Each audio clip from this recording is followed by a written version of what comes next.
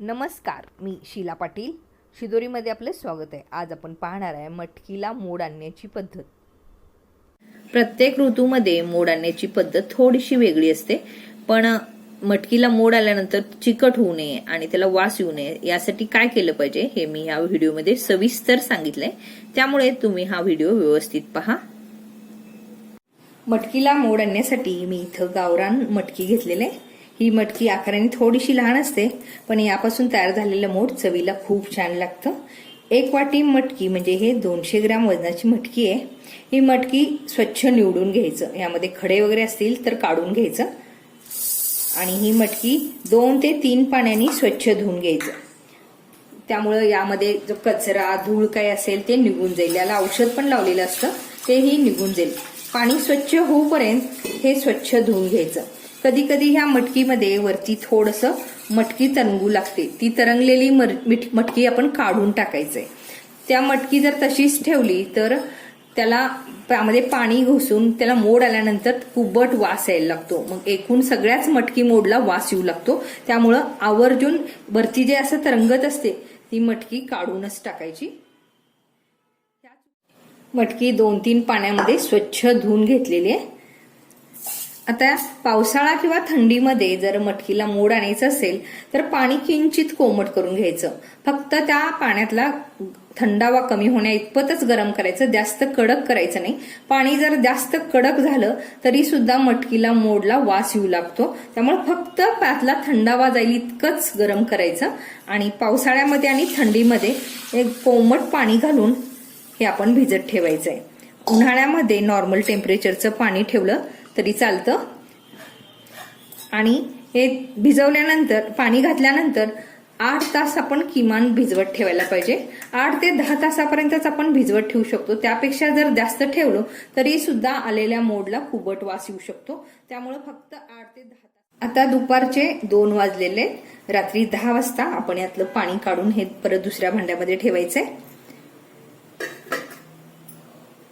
दुपारी 2 वाजता मटकी भिजवलेली, रात्रीचे 10 वाजलेले आहेत, म्हणजे 8 तास झालेले आहे. मटकी अशी छान फुललेली आहे आणि त्याला पाण्याला फेस पण आलेला आहे. हा फेस आपण काढून टाकायचा, नाहीतर मोड आल्यानंतर त्याला कुबट वास येतो आणि मोड नंतर चिकट होऊ शकतं. त्यामुळे हे स्वच्छ धुवून घ्यायचंय. भिजवलेली मटकी 2-3 पाण्याने स्वच्छ धुतल्यानंतर त्यातलं पाणी पूर्ण गळून जाण्यासाठी एका चाळणीमध्ये घालून ठेवायचं आणि शक्यतो मोठ्या छिद्राचं चाळण घ्यायचं, म्हणजे आलेलं मोड तुटत नाही आणि आपल्या मटकीला मोड छान येऊ शकतं. यातलं पाणी पूर्ण निघून जाण्यासाठी ही मटकी थोडीशी तिरकी करून ठेवायचं, म्हणजे यातलं पाणी पूर्ण गळून जातं. एक 10 मिनिटं हे असंच तिरकं ठेवून द्यायचं. 10 मिनिटांनंतर हे चाळणीतलं पाणी पूर्ण निघून गेलंय. मटकी थोडंसं ओलसर आहे, पण यातलं एक्स्ट्रा जे पाणी आहे ते निघून गेलंय. आता आपण एक मोठी टोपली घ्यायचं की ज्यामध्ये ही चाळण अगदी व्यवस्थित बसेल अशी टोपली घ्यायचं आणि त्या टोपलीमध्ये एक कॉटनचं नॅपकिन घालून ठेवायचं. जर तुमच्या चाळणीला खाली स्टँड असेल तर स्टँड ठेवायची काही गरज नाही, पण स्टँड नसेल तर एक स्टँड ठेवायचं, कारण जेव्हा आपल्या चाळणीत मोड येईल तेव्हा ते खाली टेकायला नको, त्यासाठी हे खाली स्टँड ठेवायचंय. त्यावरती ही चाळण ठेवायचं आणि ह्या चाळणीवरती अगदी व्यवस्थित बसेल असं कॉटनचं कापड अंथरून ठेवायचंय. सगळी बाजू छान बंद करायचं, म्हणजे त्यामध्ये आतमध्ये दमटपणा राहील आणि व्यवस्थित मोड यायला लागेल.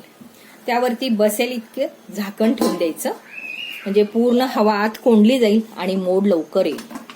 त्यानंतर त्यावरती उबदार असं एक कॉटनचं कापड ठेवायचं, म्हणजेच मोड सकाळपर्यंत छान येईल. उन्हाळ्यामध्ये इतकं झाकण वगैरे ठेवायची काही गरज नाही, लगेच मोड येऊ शकतं, पण थंडीत आणि पावसाळ्यामध्ये मात्र ते जास्त उबदार राहील अशा ठिकाणी आपल्याला ठेवावं लागेल.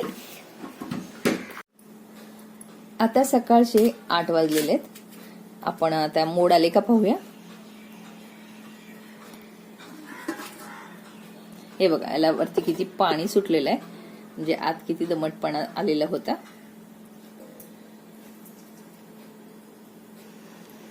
हे बघा किती छान मोड आलेलं आहे. हे बघा एकदम मस्त.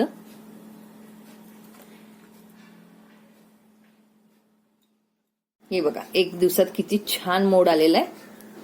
तुम्ही या पद्धतीनं मोड घेतलात तर तुमचा मोड अजिबात चिकट होणार नाही आणि त्याला वासही येणार नाही.